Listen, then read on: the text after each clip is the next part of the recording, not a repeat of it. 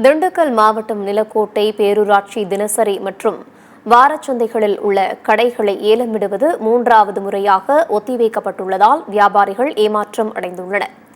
பேரூராட்சி நிர்வாகம் அதிக வரி வசூல் செய்வதாகவும் முறையாக ரசீது வழங்கவில்லை என்றும் தெரிவிக்கும் வியாபாரிகள் மாவட்ட நிர்வாகம் உரிய நடவடிக்கை எடுக்க வேண்டும் என்று கோரிக்கை விடுத்துள்ளனர்.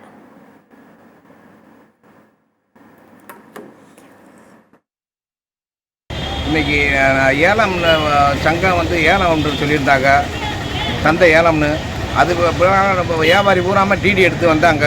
இன்றைக்கி தள்ளி வச்சுட்டோம்னு ஏமாற்றத்துடன் திரும்பி போய்விட்டாங்க. இது மாதிரி 2, 3, 4 தடவை 5 தடவை இதே மாதிரி சொல்லி இந்த மாதிரி தள்ளி வச்சுட்டாங்க. இது வியாபாரி ஒரு ஏமாற்றமாக இருக்குது. கவர்மெண்ட்டுக்கு இது முறையாக ஏலம் விட்டோம்னா கவர்மெண்ட்டுக்கு நல்ல ஒரு லாபத்தை கொடுக்கும். அதே மாதிரி கவர்மெண்ட்டுக்கு விடுறதுக்கு முன்னாடி இவங்களே நிர்வாகம் வசூல் பண்ணுச்சு. அதுக்கு முறையாக ரசீதுகள்லாம் கொடுக்கல.